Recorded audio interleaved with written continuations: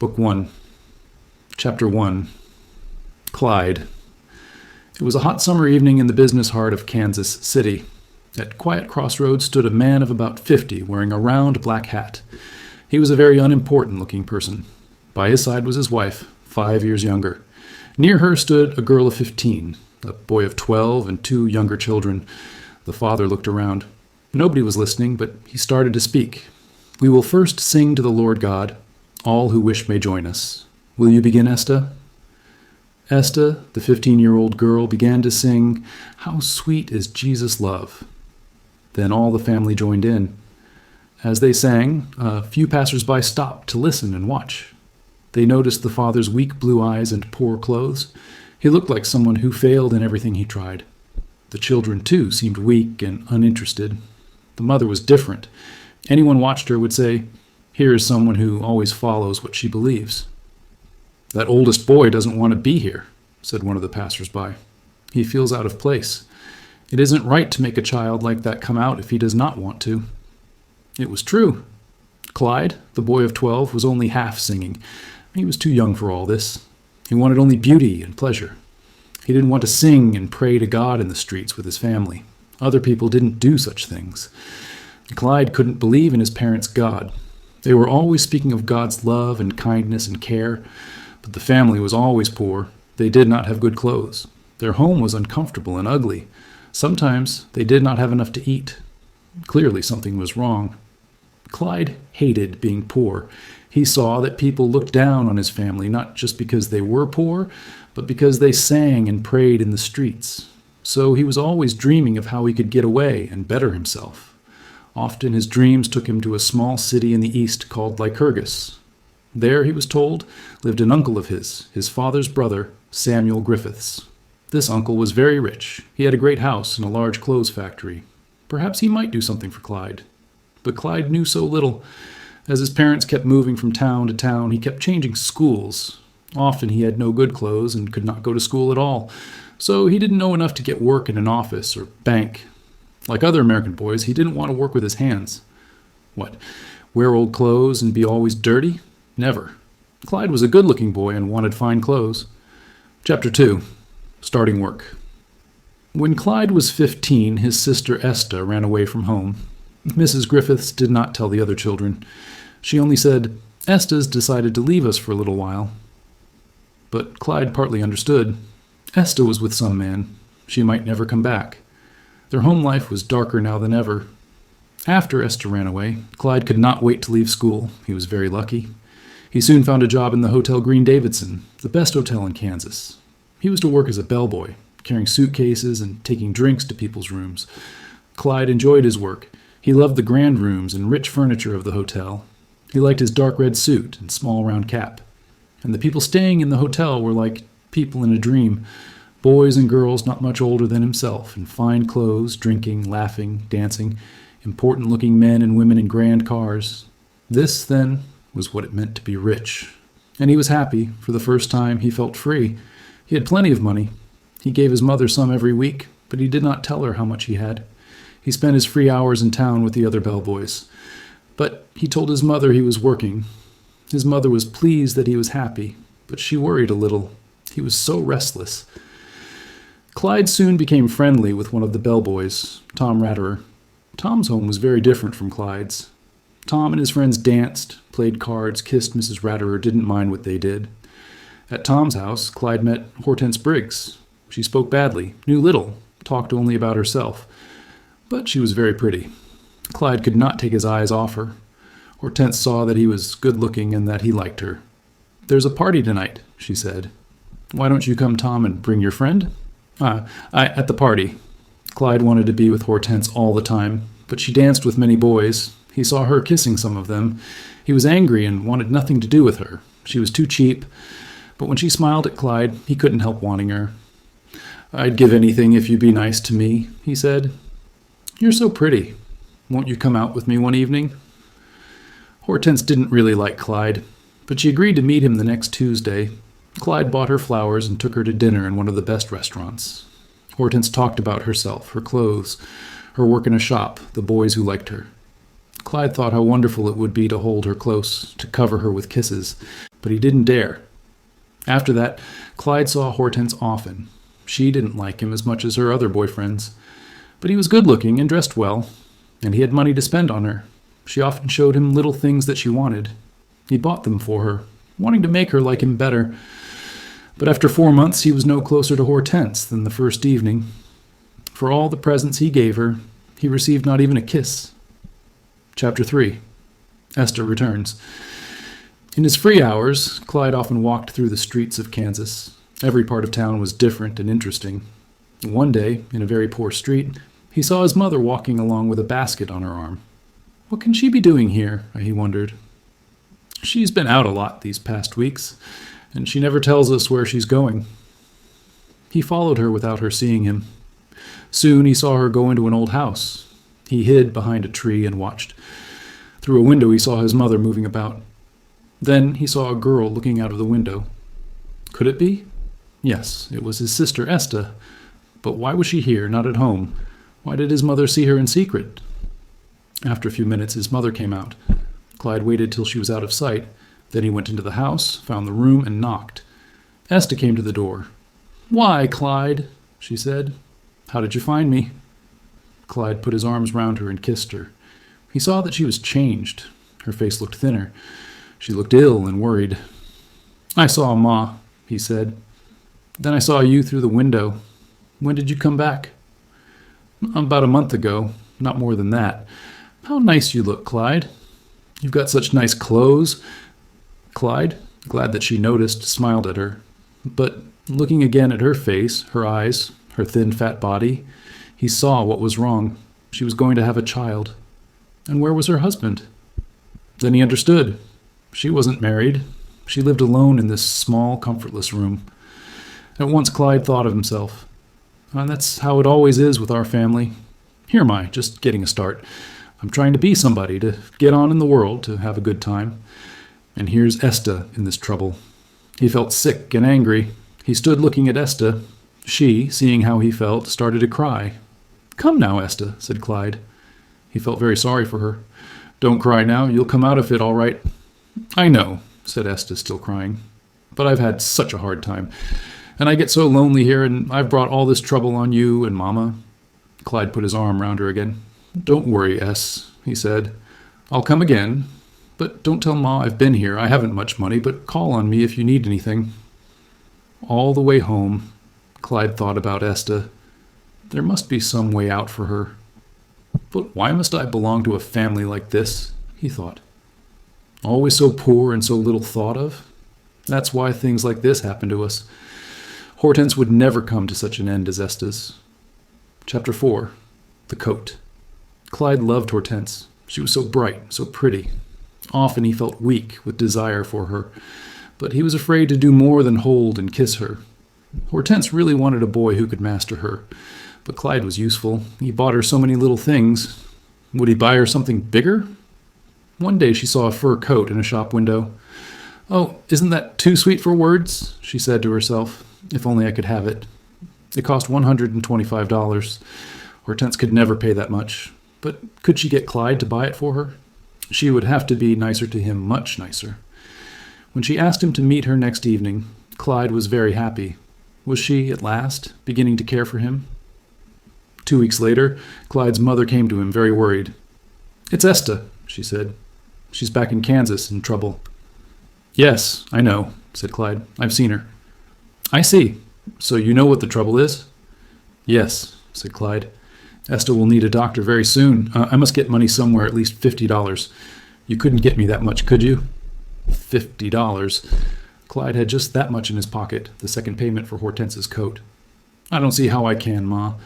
Clyde couldn't look at his mother. Lying to her was not easy. He felt low, really bad. How hateful not to help Esther. But if he didn't get the coat, he would lose Hortense, and he must have her. He must. Chapter 5. The Car Ride.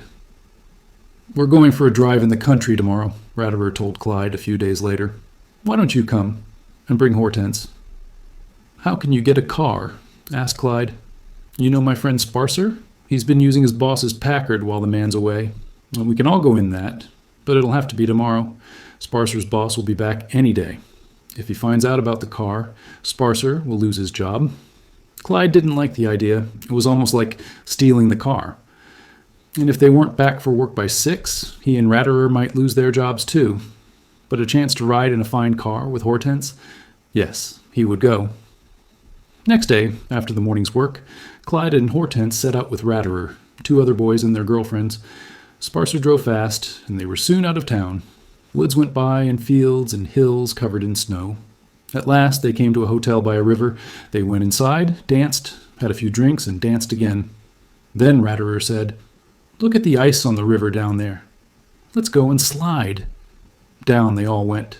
They ran here and there on the ice, sliding, often falling, always laughing. Clyde slid and laughed with the rest. But suddenly he saw Sparser and Hortense disappearing round a bend in the river. He watched, burning with helpless anger. "How could you go off with that Sparser?" he said when Hortense came back. Hortense was angry too. "Why can't I have home fun without you watching me all the time? I won't belong to you. You make me tired." "Well, perhaps I'd better not see you any more then," said Clyde unhappily. But Hortense remembered the coat. "Now, does he fight all the time?" "Let's be friends," she said slowly. But when he tried to kiss her, she broke away. "I thought you said you liked me," he cried. "What did you mean by all your promises?" "Well, that wasn't to be right away, was it? If you liked me, you wouldn't wait for that coat before you were nice to me." "Don't say that." Hortense was angry because she knew his words were true. "I don't care about that coat now. You can have your money back. Just leave me alone from now on." She turned away. Clyde ran after her. "Don't go, Hortense. I love you so much. You can have the money. I don't want it back. But I did think you liked me a little. Don't you care for me at all?" Hortense softened a little. Clyde was so weak, so easy to manage. And she did want that coat. "Of course I do," she said. "And I really will be nice to you. I do like you. A lot. Won't you believe that? Please." Clyde was happy again. As they walked back to the car, he held her hand and kissed her. He was sure now that his dream would come true. Chapter 6. The Accident. On the way home, Clyde sat happily with Hortense in his arms. Sparser drove very fast. They soon saw the first lights of Kansas City. Then it began to snow, and they had to go very slowly. At 20 to 6, they were still a long way from the hotel. "Hurry, Sparser!" Ratterer was worried. "If we're not there by 6, we'll lose our jobs." But Sparser couldn't go any faster. There was so much traffic now that they had to wait at every crossroads. "We'd better get out and walk," said Clyde. "Number the Packard will get there quicker than you can," said Sparser. At the next crossroads, he turned left into a clear road and tore along to the next corner. Suddenly, a little girl ran out just in front of the Packard. The car hit her and pulled her several meters along the road. Sparser slowed down and looked out. A crow vase running to the child. Women screamed. Someone shouted, "Oh, God! He's killed her." Pictures of the police and prison raced through Sparser's mind. "I've got to get out of here," he cried.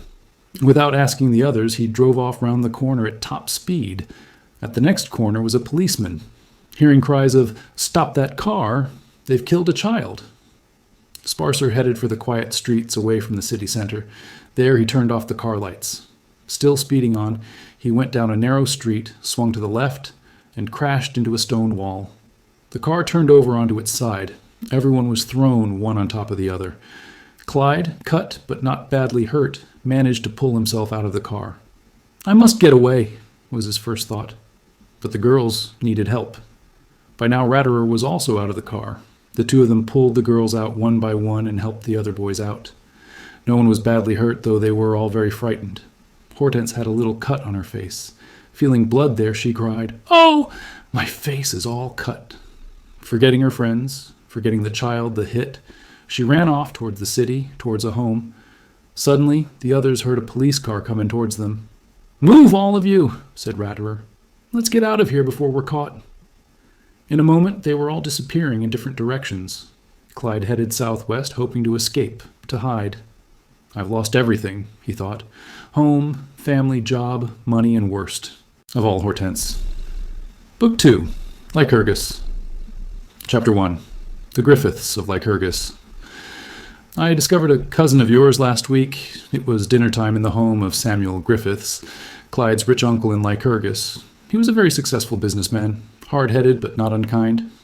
After 25 years in Lycurgus, his family was one of the best in the place, with a fine house in the grandest street of town. I met him in Chicago, Samuel Griffiths went on. His name's Clyde. He's the son of my brother Asa, whom I haven't seen for 30 years. What's he like? Asked Bella, Samuel's pretty, bright 18-year-old daughter. How old is he? Asked Gilbert, Bella's brother. An unsmiling young man of 23, he worked with his father in their clothes factory. He cared only about success in business and his family's importance in Lycurgus. Well, Clyde's quite good-looking and well-spoken, answered Samuel. He's a little younger than you, Gilbert, and he looks very much like the same eyes and mouth. What's he doing now? Asked Gilbert coldly. He wasn't too happy at the thought of a cousin who looked like him. He's only a bellboy in a hotel in Chicago at present, but he told me he wants to better himself. I said he could come here and show what he can do with us. One thing, though, he added. This young man may be your cousin, but he's coming here to work, not play. While he's here trying, he must be just like any other worker at the factory. Later, if he shows himself really able, then perhaps it will be the time to take more notice of him. It was 3 years since Clyde ran away from Kansas City. He was now 20 years old. After the accident, he took several poorly paid jobs in different cities. He changed his name several times because he was still afraid of the police. Then he wrote to his mother from Chicago. She replied from Denver, where the family were now living. They were no longer quite so poor. Esther was married, and her child was a fine little boy. And the police were not looking for Clyde. So Clyde went back to his own name and job in the best hotel in Chicago. Chapter 2. Well, we've decided you'd better learn the business from the ground up. Gilbert rang a bell and his secretary came in. Ah, Miss Wiggum, he said. This is Clyde Griffiths, the cousin I spoke to you about. You can explain to him what he's to do. Yes, sir. Miss Wiggum turned to Clyde. If you'll just come with me, Mr. Griffiths. Clyde noticed the Mr. He was somebody here, but he wasn't so happy to start work at the bottom. When he left the factory, he went for a walk in Lycurgus. He soon came to Waikiki Avenue, a wide street with large, beautiful houses. Stopping in front of the grandest of all, he asked a passerby whose house it was. Why, that's Samuel Griffith's house, mister. His uncle's house. What a life the family must live. The beauty, the comfort, and his own parents so poor. The room he was in was noisy, dirty, and very hot. He had to wear old clothes and no shoes. Clyde, who liked to be well-dressed. He was worried, too, because he saw nothing of he Griffiths. Samuel Griffiths was away a lot, and it was 5 weeks before Clyde saw him. At last, he received an invitation to a family Sunday dinner. As he was shown into the large living room, his eyes opened wide. What grand furniture! What pictures! That great staircase! Well, so here you are, Samuel Griffiths said. I was out of the city when you came, or I would have seen you. Like it where you're working. I wouldn't say I like it, but I don't mind it. It's the only way to begin, I suppose. That's right, said his uncle, pleased. It isn't very pleasant work, but it's something you need to know. The Griffiths asked Clyde about his family, his life in Kansas, his work in hotels. What made you decide to leave Kansas? Mrs. Griffiths wanted to know. Clyde went red, remembering the car accident and the dead child. What could he say? Luckily for him, just then the door opened and Bella entered with 2 friends. Clyde saw at once that these 3 girls were from a different world to that of Esta or Hortense. One of them was called Sandra Finchley. To Clyde, she was the most beautiful girl he ever saw. But I could never win even a look from her, he thought. Bella, said Mr. Griffiths, your cousin Clyde. Oh, yes, said Bella. How are you? I wonder if we shall see much of him. Mrs. Griffith's next words seemed to answer this thought. Mr. Griffiths has come to work in my husband's factory.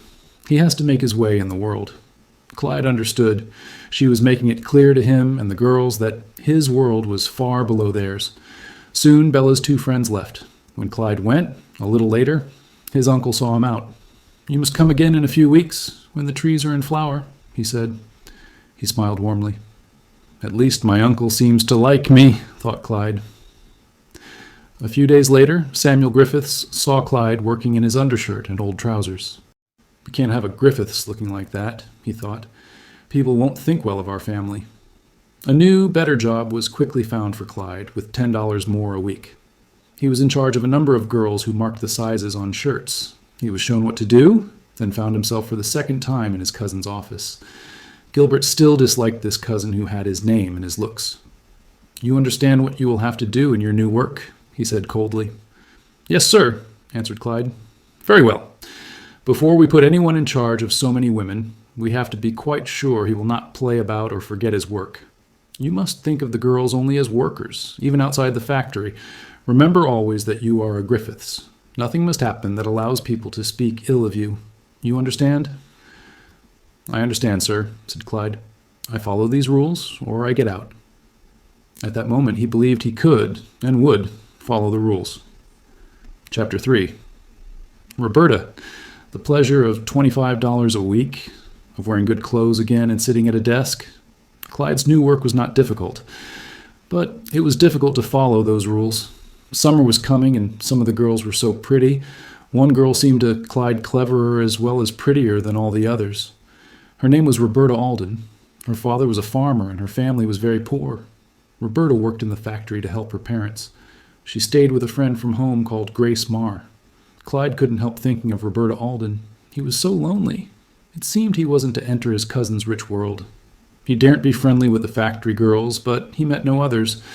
Day after day he saw Roberta in the factory. Soon he could not keep his eyes off her, nor could she keep her eyes from him. When their eyes met, he felt weak. If he only dared be friendly with her. But he daren't. Instead, at weekends he often went alone to the lakes near Lycurgus. To pass the time, he learnt to swim and row a boat. One Sunday in July, he was out rowing, thinking of Roberta. Suddenly, he rounded a bend, and there she was, standing on the bank. "Why, Miss Alden," he called. "Mr. Griffiths." She smiled with surprise. "Out for a walk?" I then, Clyde, saw that she was looking at some flowers in the water. "You want some of those flowers, do you?" he added. I was wondering how I could get to them. "I'll get you all you want," he said. "Or better, why don't you get in here with me? There are nicer flowers a little way up the lake." Roberta stood looking at Clyde. What should she do? She would like to get in the boat. But what about her friend Grace? The two girls were here together. Grace was in the woods nearby. "Please don't say no," said Clyde. "But I have my friend with me," Roberta said half sadly. "She's further along the lake." "Well, we can pick the flowers, then row to where she is," said Clyde. "Do come. I want you to." She noticed the "I want you to." How could she say no? Fearfully, she stepped into the boat. "You know," Clyde said, "I was just thinking of you, and here you are." He smiled at her. "I've never seen you look as pretty as today." "Oh, Mr. Griffiths, you mustn't begin that way." But what Roberta thought was, "How handsome he is." Now they were among the flowers. Clyde pulled flowers from the water, throwing them at her feet. "Aren't they beautiful?" she cried, her fears forgotten. "Thank you, thank you." Talking happily, they rowed on till they met Erase. She joined them in the boat and returned them to the boathouse. They didn't go back to Lycurgus together. Both Clyde and Roberta felt it would be dangerous. So girls took the next bus back, and Clyde ate on to swim and dream of Roberta. Chapter 4. Secret Meetings.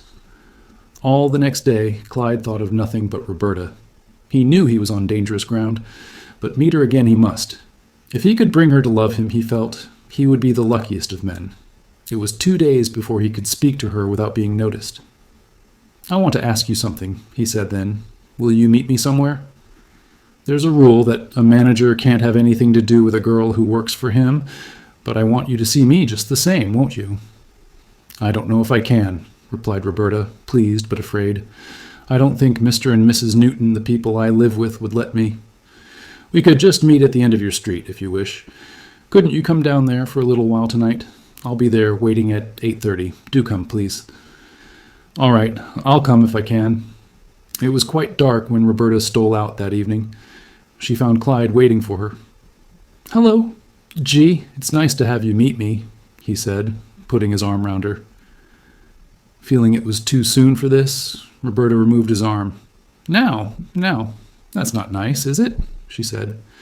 But she held his arm closely and talked about Lycurgus, her home and family, her friend Grace, how the Newtons watched her every move. How much sweeter, more natural she is than Hortense, Clyde thought. Aloud he said, "You're the dearest thing, Roberta. Ever since you came, I have found it difficult to sleep. Tonight you look lovely." "Oh, Roberta." Suddenly, before she could stop him, he caught her face between his hands and kissed her. "Oh, you mustn't, Mr. Griffiths," she said. "Please, someone might see us."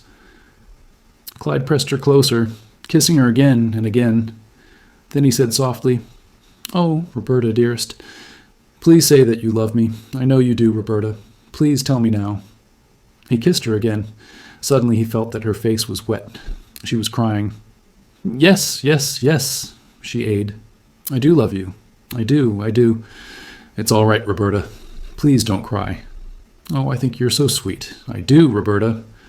It seemed then as if life was giving him all that Nee could possibly ask of it. But it was very difficult for them to meet. The Newtons always wanted to know where Roberta was. "I can't get by with just looking at you in the factory," said Clyde one evening. "I'll tell you what," said Roberta. "My sister lives the other side of Fonda. I could visit her one weekend. I'll have to change trains at Fonda. You could meet me there, and I could take a later train on." So the following Saturday they had 3 wonderful hours together. They went to a park called Starlight. There was a merry-go-round with brightly painted animals and loud music. Laughing, they climbed on. Clyde lifted her onto a horse and stood with his arms about her. Round and round they went on the noisy machine, looking at the lake, the woods, the dance floor. "You dance, don't you, Roberta?" asked Clyde when the merry-go-round stopped. "Why, no, I don't," she said, a little sadly. "I'll teach you then. You'll enjoy it." "I don't know," she said. "My church is against dancing, and my parents wouldn't like it." "Why, there's nothing wrong in it. Come on, let me teach you." "I don't believe I can," said Roberta. But she let Clyde lead her to the dance floor. She learnt the steps quickly. "Oh, you darling," he said as they danced. "You've caught on already. I can't believe it." Again and again they danced round the floor. Clyde was thinking that Roberta was the sweetest girl he knew. As for his cousin Bella and her rich friend Sandra Finchley, it was no use thinking of them. But even here with Roberta, he couldn't quite forget Sandra. Chapter 5. In Love. Meetings continued difficult to arrange. The Newtons were always watching Roberta. At last she moved to another room. She knew she was playing with fire, but what could she do? "It's getting cold, isn't it?" said Clyde. It was 11 o'clock one early October night. "I don't see what we are to do from now on, do you? It won't be very pleasant walking the streets in the cold. You don't suppose I could come to your once in a while, do you?" Roberta shook her head. "No, I can't let you do hat. It wouldn't be right. We might be seen." "Not at this time of night. No one would know." "And what's wrong with it? Other people do it." "Perhaps in your group of friends. But I know what's right, and I don't think that's right. I won't do it." Clyde's face darkened. Was Roberta another Hortense Briggs? "All right, if you don't want to, you don't have to," he said coldly. "There are other places I can go." "Oh, please, Clyde, don't be angry with me." Roberta was frightened now. "You know I would if I could, but I can't. Please don't ask me to." "Why did you move to your new room, then?" said Clyde. "It's the only place we can go now." "Oh, I wish I knew what to do." "It would be easy enough if you wanted to do it." Roberta stood there, torn. How could she refuse Clyde? Perhaps lose him. But all her teaching told her that what he asked was wrong. "I can't, Clyde," she said. "I would if I could, but I can't." Clyde saw she was crying, but he turned away, saying angrily, "Well, if that's how you feel." "Please don't go, Clyde. Please don't leave me." But Clyde walked quickly off. She ran after him a little way, calling, "Clyde!" He didn't turn back. She stood there silent, unhappier than ever before. Roberta went to work next morning, still torn between fear of losing Clyde and fear of doing wrong. When Clyde entered, she searched his face fearfully, but he would not soften or smile at her. The whole day he took no notice of her. At last, Hurt and unhappy, she wrote him a note. "Please, Clyde, don't be angry. I'm so sorry about last night. I must see you tonight. Please look at me and tell me you will meet me. You won't be sorry. I love you so." Roberta Clyde read, looked up, and smiled. Roberta's heart was filled with light. They would meet. They would never fight again, if she could help it. The wonder of their times together now. They were so happy and so close to each other. But Roberta's happiness was mixed with fear. What would happen if she had a baby? She made Clyde promise never to leave her helpless. She was his, and his only, like any wife to her husband. And Clyde? He took care to say nothing about marriage. He still dreamed of his cousins, and Sandra Finchley. If he married Roberta, how could he ever enter their world? Chapter 6.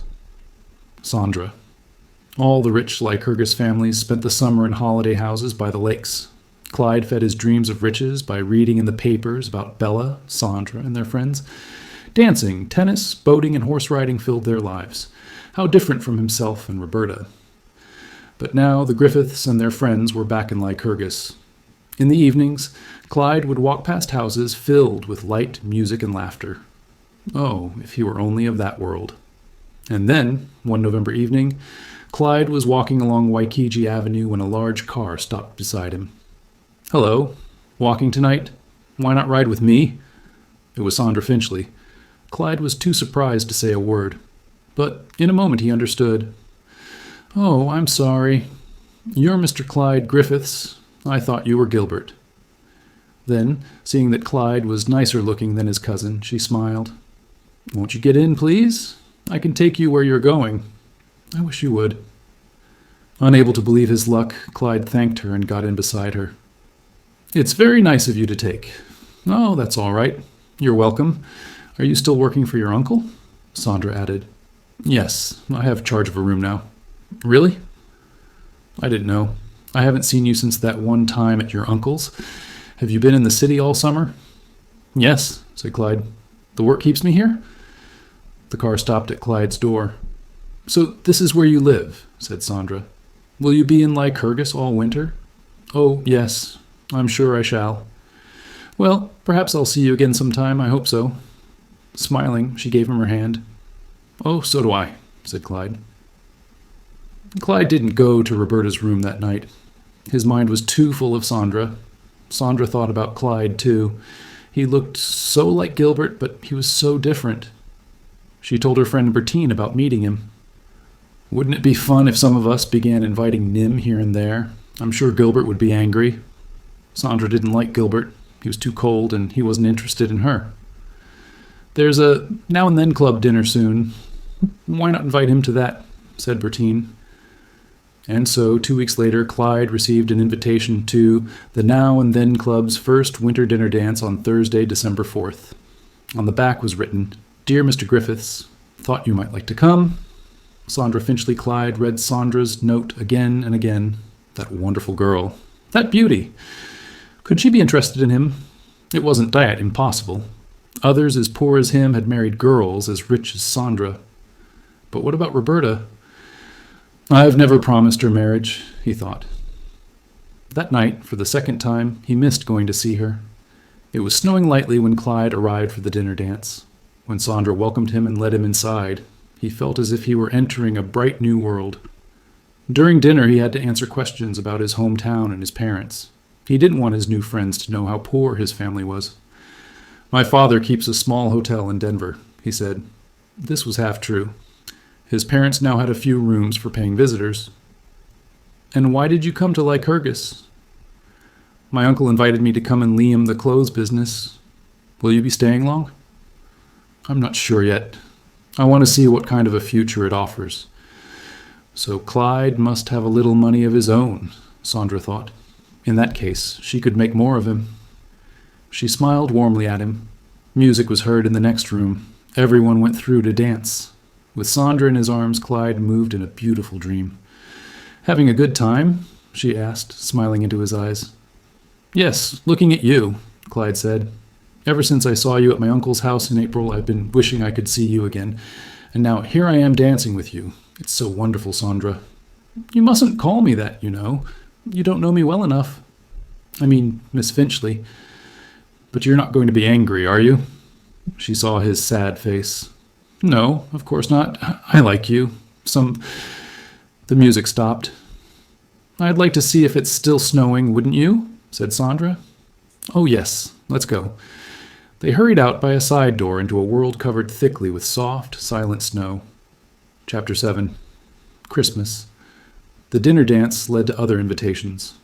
A friend of Sandra's asked Clyde to a dance the Friday before Christmas. Roberta was going home straight after work on the Saturday. She and Clyde were to spend Friday evening together and give each other their presents. But Clyde wanted to go to the dance. What could he say to Roberta? He couldn't tell her where he was going. It would hurt her too much. Instead, on Friday morning at work, he said, I'm sorry, sweet. I can't come around this evening. I've been invited to my uncle's. I have to go. I wish I didn't. But you'll be back on Tuesday evening, won't you? I'll come at 8, and we'll have Christmas night together for sure. That evening, Clyde really felt part of the rich Lycurgus world, and Sandra was all that he hoped. You do like me a little, don't you? He asked. Well, I do and I don't. I like you a lot. But we don't know each other well yet, do we? She smiled. Clyde's happiness was complete.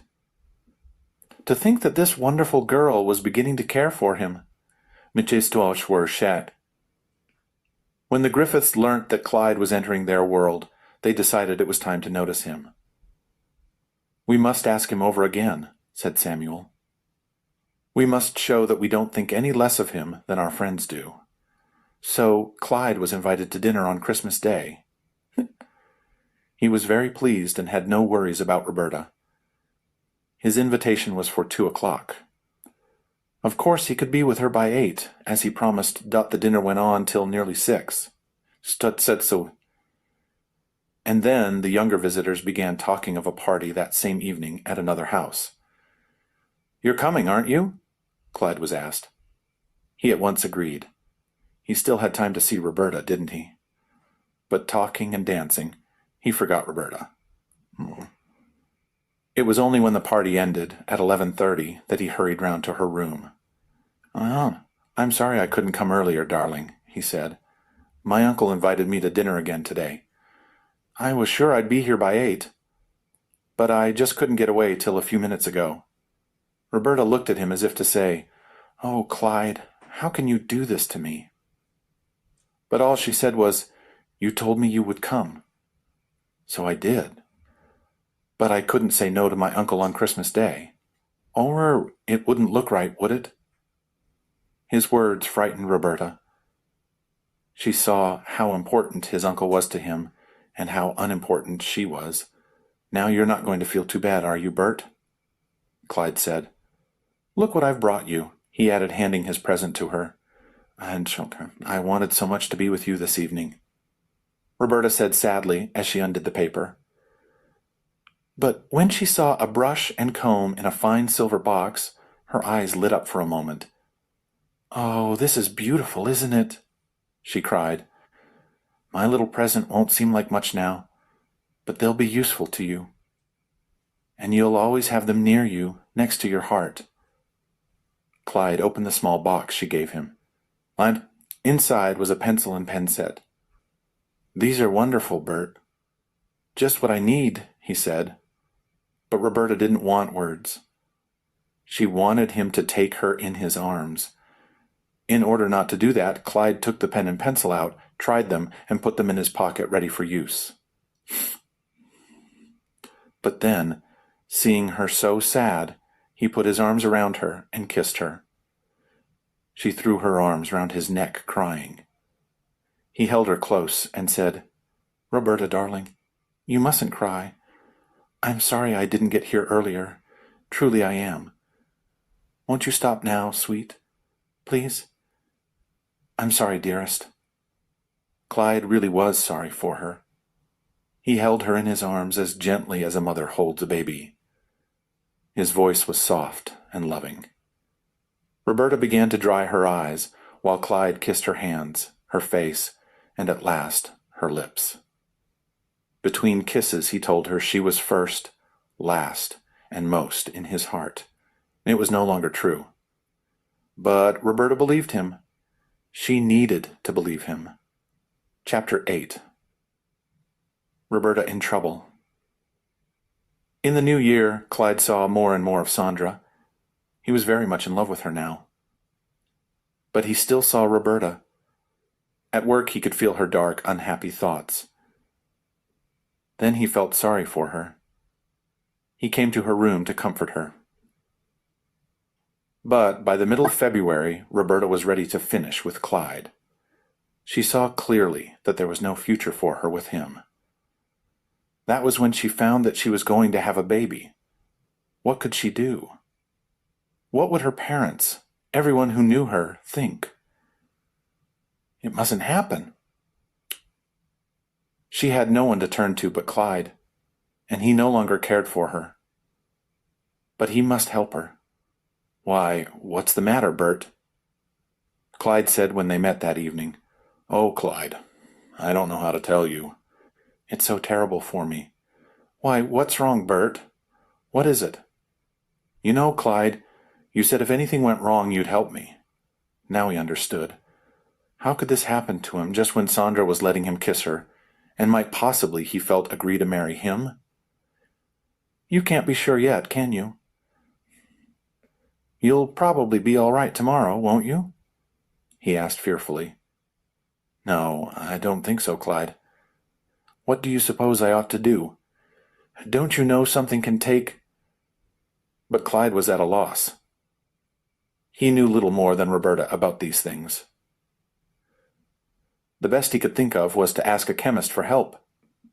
The chemist sold him a bottle of medicine. At $6 it seemed to Clyde so expensive that it must surely work. Back in Roberta's room he handed her the medicine. She at once took a spoonful. Well, you'll be all right now, eh? Said Clyde. Let's hope so. It says, take 1 spoonful every 2 hours for a day. You may be a little sick, but you don't mind, will you, if it gets you out of this? The medicine didn't work. For real? Roberta was very sick, but that was all. They would have to find a doctor. But where? How? It was 3 weeks before Clyde found the name of a doctor who might help Roberta. She went at once to see him. He was sorry for her, but he would not break the law for her. Have you thought how serious this is? He asked. It's against the law. I could go to prison for doing what you want. And it's very dangerous. No. Many women die trying to escape childbirth this way. And remember that you would be destroying a life. That is always wrong. I am sorry, but I cannot do it for you. Roberta went out, all her hope gone. The doctor refused to help her. Now what? I don't see any way out, she told Clyde. Unless you marry me. It's nearly 2 months now. If we don't get married right away, everybody'll know, won't they? Marriage. That would be the end for Clyde, the loss of Sandra, his job, all his hopes. He would not. Never, never, never. But the only excuse he could offer was very weak. Well, that's all right for you, Bert. But what about me? You know I haven't any money. And if the family find out, I'll lose my job. Why couldn't we get married right away and keep it secret for a while? Asked Roberta. Clyde could think of nothing to say, but unless you... For now, Sandra was beginning to think about marrying Clyde. Her parents wouldn't like it. But I'll be of age next October. Then I can marry the person I want. If only, thought Clyde, if only it were not for Roberta. Must he stay with her? What about Esta? Her lover left her, and she didn't die. Why should Roberta want to destroy him in this way? Later, he could do so much more for her, with Sandra's money. He would not let her do this to him. His life would be ruined. Chapter 9. A Way Out. On the 5th of June, the Finchleys went to 12th Lake. It was arranged that Clyde would come to the Cranstons 2 weekends later. By now, Roberta was refusing to wait any longer. "We must marry and go away this week or the 15th at the very latest. You must see me through this, Clyde, as you promised." But this meant that he could not see Sandra at 12th Lake at all. "Couldn't you leave work now and go home for a bit?" he asked Roberta. I need a few more weeks to save enough money. And that would give you time to make a few clothes, wouldn't it?" Roberta knew that time for himself was all Clyde wanted. But a few weeks at home would be useful. She could make a dress to be married in, if Clyde kept his word, and a suit to go away in. So Roberta left for home. Now Clyde would have silence. Now he could think. Sandra and Roberta both wrote to Clyde. Sandra's letters were full of blue water, white sands, tennis, horse riding, driving. And kisses, kisses, kisses. Roberta tried to write happily. "I've started to get everything ready, and that keeps my mind off everything but work. But please write to me. I need it so.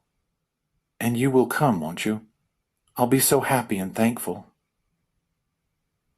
And I'll not trouble you too much. Your lonely Bert." But Clyde wouldn't come. He wouldn't. Then how could he escape? Was there any chance that Sandra might run away with him and marry him?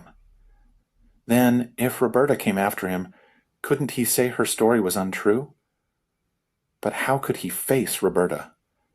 And would Sandra believe him? To take his mind off his difficulties, he picked up a newspaper. Awesome. So's. On the front page, he read, "Accident at Pass Lake. On Tuesday morning, a man and a girl took a small boat out on Pass Lake. When they did not return, a search was made. The boat was found upside down near the bank.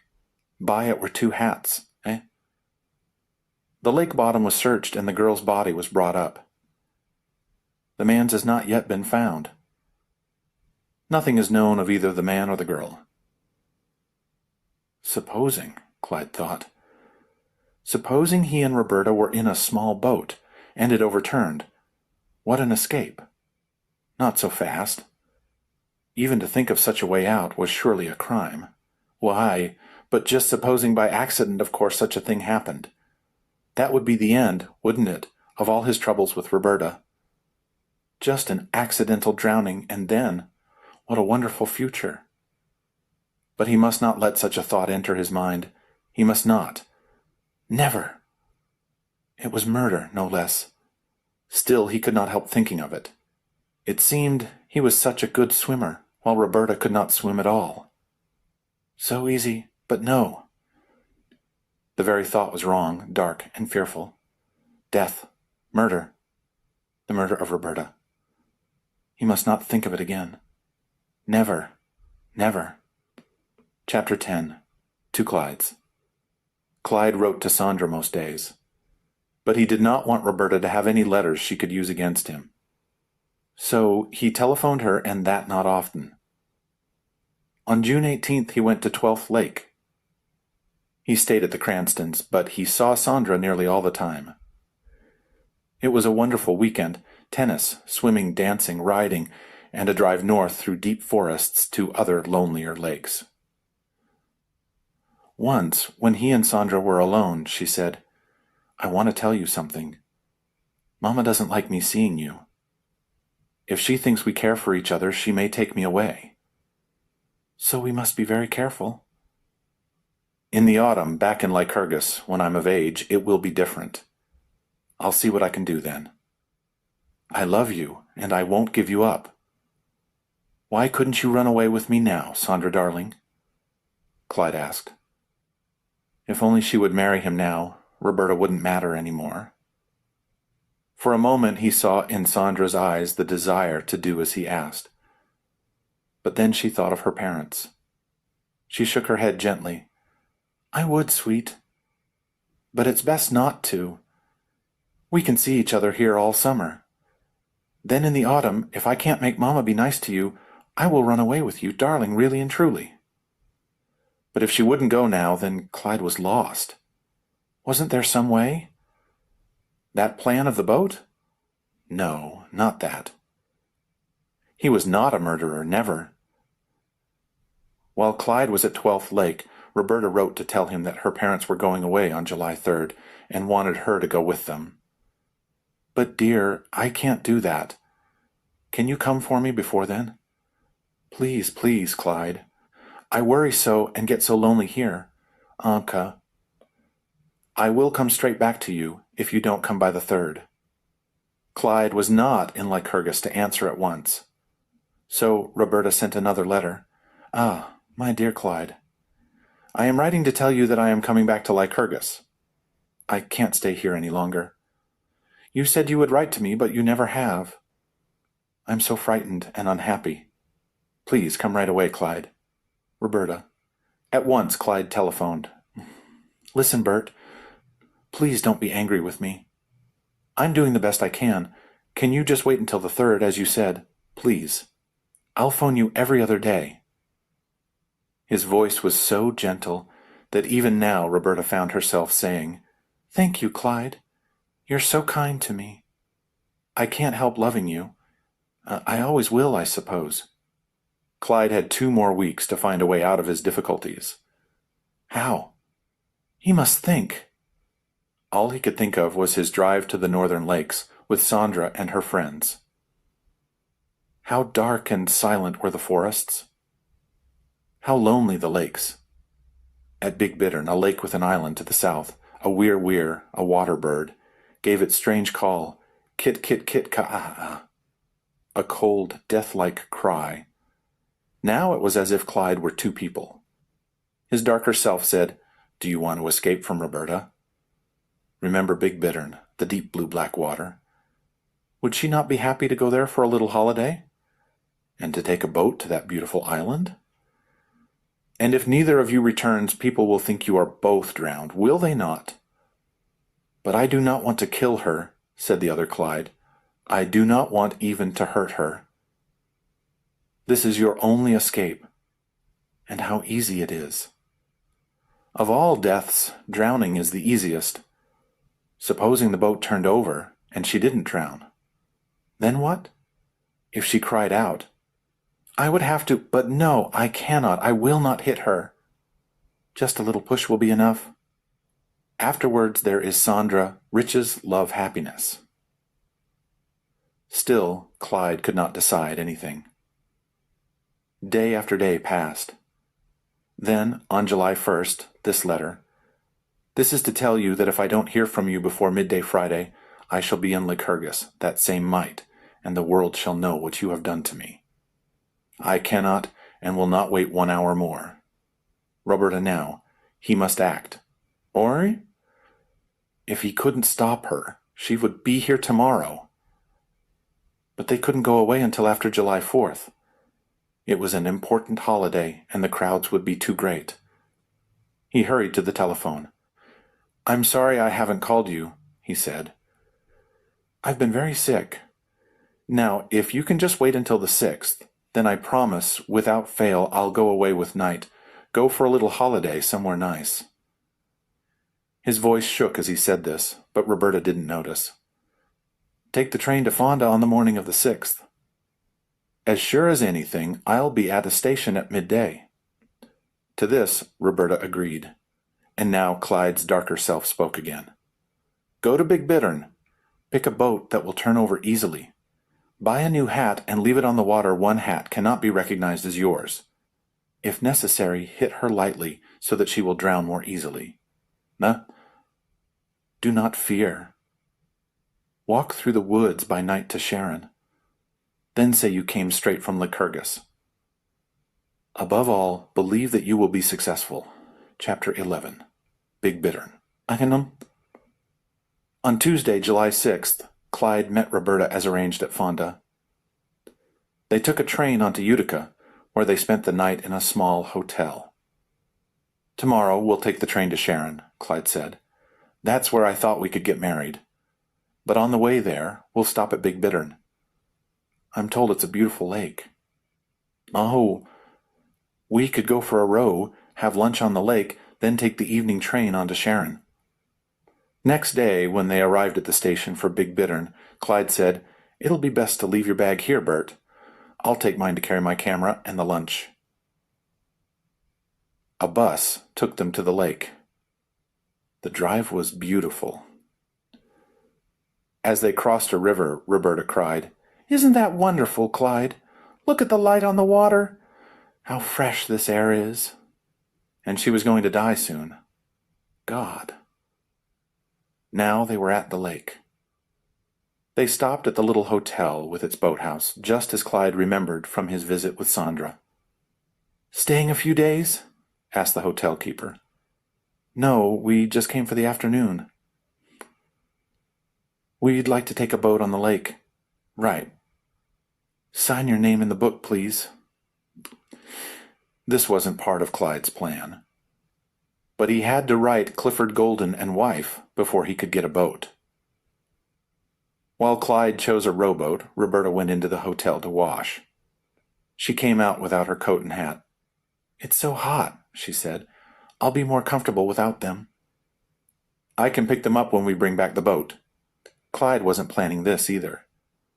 But perhaps it wouldn't make any difference. He helped Roberta into the boat, stepped in after her, and started to row. "Isn't it still and peaceful here?" said Roberta. "It's beautiful, truly." "He must do what?" "Kill Roberta?" "Oh, no." Again he looked into that dark water. What did he see there? A form. It came nearer. Now he recognized Roberta reaching her thin white arms out of the water to him. "Kukul, kit, kadada." The strange cry of that bird again. So cold, so hard. He must face this thing. A key, kit, ka-ah. What was it telling him? That same bird that marked the beginning of this unhappy plan. There it was on that dead tree.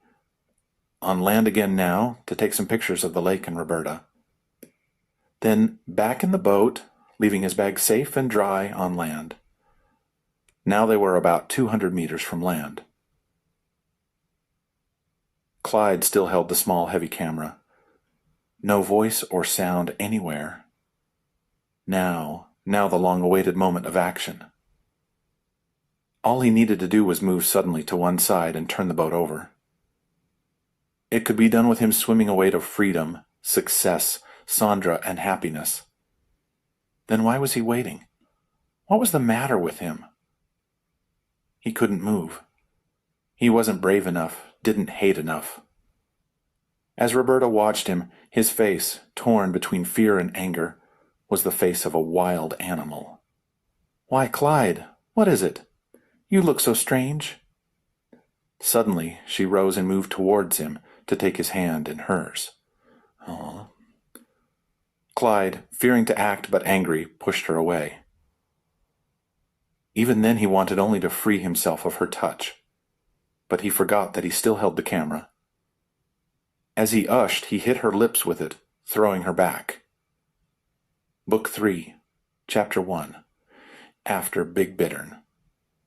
For the second time, Clyde was staying with the Cranstons at 12th Lake. Again there was tennis, riding, dancing, laughter. Sandra was more loving than ever. But Clyde could not enjoy himself. That dying look in Roberta's eyes, her scream, her cries for help. He could not get them out of his mind. They went rowing. One of the boys, for fun, moved the boat from side to side. "Do you want to drown us all?" cried Bertine. Luckily, no one noticed how white was Clyde's face. On the third day, they were swimming when suddenly a shot was heard, followed by 2 more shots from further away. "Who's shooting birds at this time of year?" wondered Sandra. But Clyde looked towards where the sound came from and listened like a hunted animal. What could those shots mean? Something made him leave the water, get dressed, and run into the woods, hide himself in the tall, silent trees. He didn't get far. He really was being hunted. Or the first shot was fired by a policeman who saw Clyde to tell his fellow searchers. The other 2 shots were in answer. Now, Between the trees, Clyde saw a policeman with a gun coming towards him. There was no escape. "Are you Clyde Griffiths?" "Yes, that's my name." "I arrest you for the murder of Roberta Alden. You are my prisoner." When Clyde and Roberta did not come back to the boathouse, a search was made. The overturned boat was quickly found, and Roberta's body was brought up from the bottom of the lake. The marks on her head from the camera in the side of the boat led straight to thoughts of murder. Though it took little more time to learn Clyde's name. In the pocket of the coat Roberta left in the hotel was a letter to her mother, written the day before. Mar. In it, she told her mother that she was going to be married to Clyde Griffiths. From there it was easy. Clyde's address in Lycurgus was discovered, and his room was searched. Letters were found from Sandra and Roberta. There was even one from his mother, mentioning the accident in Kansas City and Clyde's changes of name in Chicago. Everything pointed to Clyde as murderer. He was followed to 12th Lake, arrested and taken to prison in Bridgeburg, the nearest town. Chapter 2. Arresiu. Before the trial.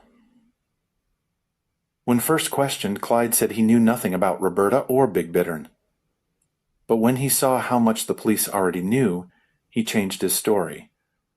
True, I was there with her. But I did not kill her. I did not. It was an accident. He kept to this through many days of questioning. The Lycurgus Griffiths soon learnt of Clyde's arrest. Samuel was troubled. Clyde being left to himself for so long and then being put in charge of all those girls. Wasn't that a mistake? He wouldn't visit Clyde, but he arranged for the best lawyer in Bridgeburg, Alvin Belknap, to help him. Clyde told Belknap everything. "Don't worry," said the lawyer. "I'll get you out of this. I don't believe you're a murderer." Belknap did believe Clyde's story, but he didn't think it would be believed at the trial. It would have to be changed a little. At his next visit, Belknap taught Clyde the new story. You never planned to murder Roberta. You're ruled by fear. You were afraid of being found out and losing Sandra. So you decided to tell Roberta about Sandra. You hoped that would make Roberta wish to leave you. Well, you took her to Big Bittern to tell her. But once there, you saw how sick Roberta was, and tired and sad. You were sorry for her and had a change of heart. You still loved Sandra. But you were ready to marry Roberta if, when she knew about Sandra, she still wanted you to. It was in the boat that you told her. Then came the drowning and accident, of course. Frightened that the police would think you killed her, you wanted to escape. So you went to Sandra. Now, Belknap went on, I think we can make the jury believe that at your trial. But you're the one who will have to tell it. It'll be difficult for you. But it's your only chance. During the months before his trial, Belknap went over and over this story with Clyde, until he knew every word, had an answer ready for every question. But still, Clyde was afraid. He was lonely too. There was no word from the Lycurgus Griffiths, or, of course, from Sandra. She thought of him often, but did not dare to write. As for his parents, they believed it was wrong to read newspapers. So, it was not until a month after Clyde's arrest that they learnt about his trouble. Then, Esta, who was living in another part of Denver with her husband, read a newspaper report of the boy killer of working girl. She took this straight to her mother. Mrs. Griffith wrote at once to Clyde. Her letter was full of love and offers of help. But, she told him, I must know the truth. Belknap told Clyde what to reply, that all was well with him, he had a good lawyer, and he would need no money.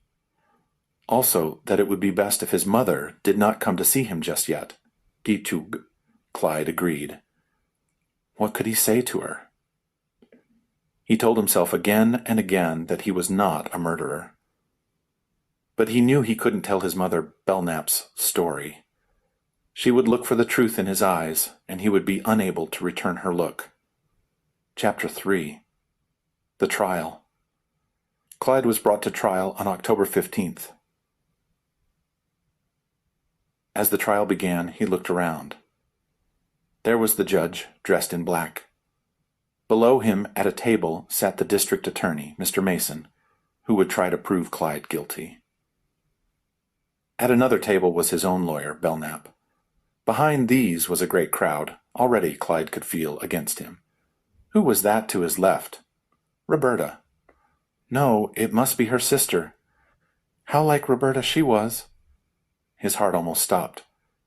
Then the two sad-eyed people next to her must be Roberta's father and mother. How could he tell his story with them listening?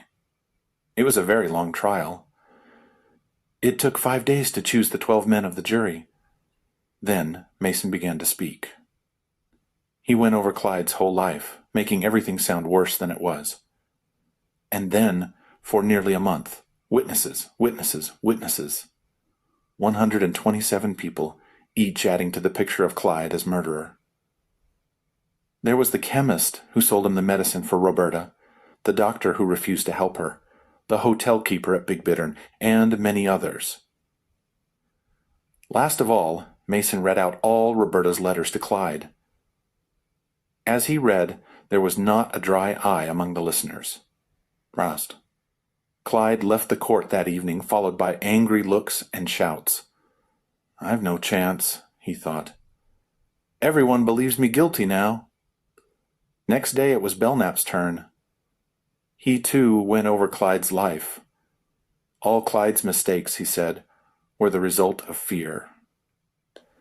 Fear of being found out, of losing his job, losing the bright, rich world of Lycurgus, above all of losing Miss X. Sandra's name was never given. We agree that Clyde Griffiths wronged Roberta Alden. We agree that he was ready to leave her for the rich, beautiful Miss X. But did he kill Roberta Alden? No. Or did he plan to drown her? Impossible. His plan was completely different. And to prove this, I am going to call a witness who was present, who saw Roberta Alden's death. The crowd was at once on its feet. Who could this witness be? When they were again seated, Belknap called, "Clyde Griffiths, take the witness chair." He led Clyde to his place and said, "Now, Clyde, begin with your life as you remember it." And so Clyde began. "I was born in Grand Rapids, Michigan." Helped by Belknap's questions, he told his story just as Belknap taught him.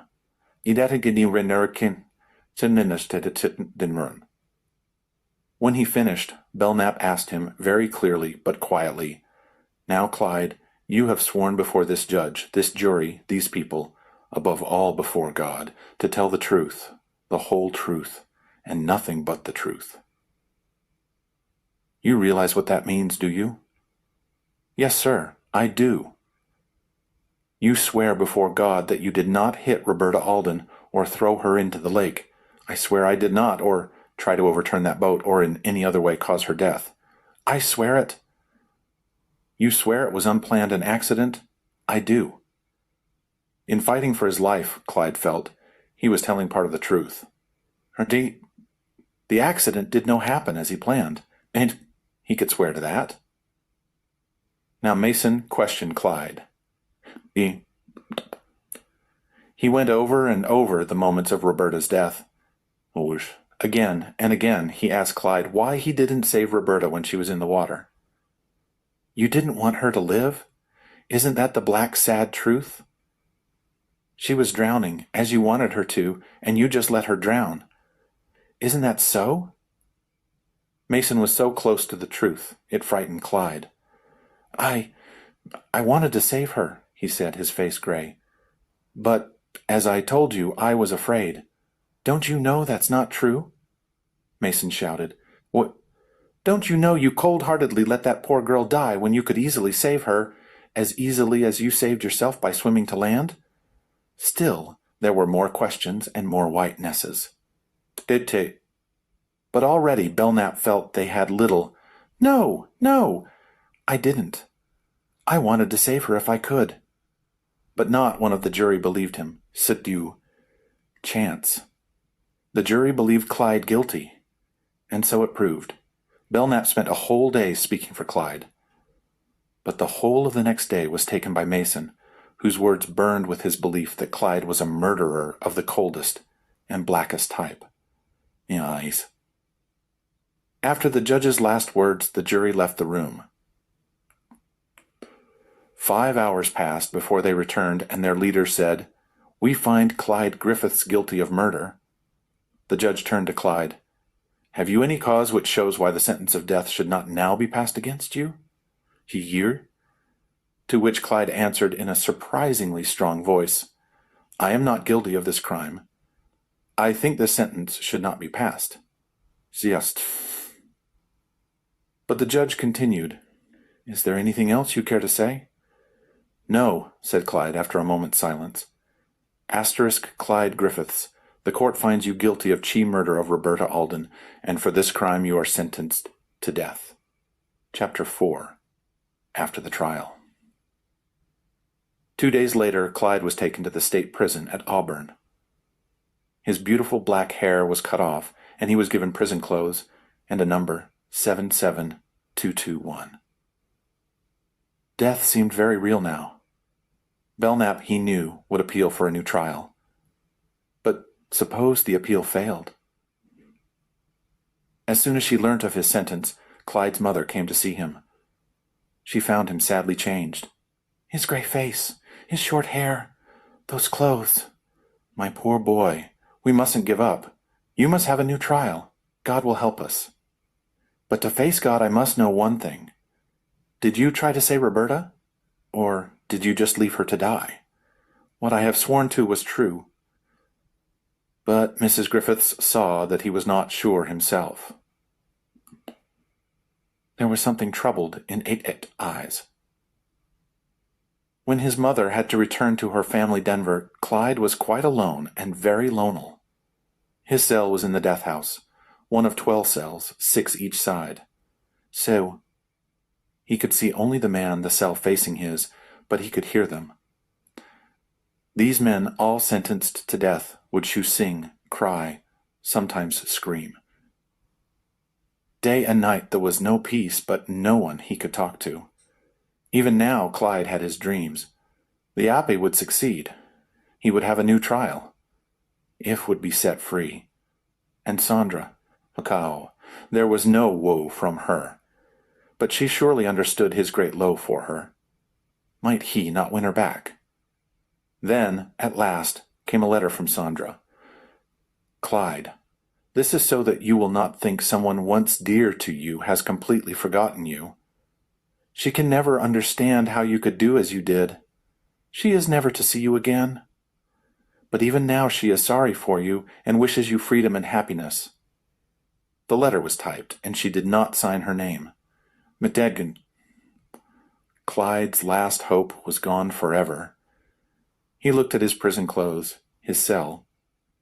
He thought of the electric chair in which he was perhaps to die. So this was the end of that wonderful dream. For this he tried so hard to free himself from Roberta. This! The boy in the cell facing his began to cry out, half singing, as he did several times a day. "I have done wrong. I have been unkind. Oh, I have been untrue. My heart has been full of bad thoughts. Oh. How his words fitted Clyde's feelings. Silently Clyde joined in. Oh, I have been untrue. My heart has been full of bad thoughts. I have been unkind. I have planned murder. Oh, and for what? An empty, impossible dream. Oh. So when news came that the appeal was not successful and there would be no new trial, Clyde was ready. He no longer wanted to live. His mother came back to Auburn and was with him until the last hour.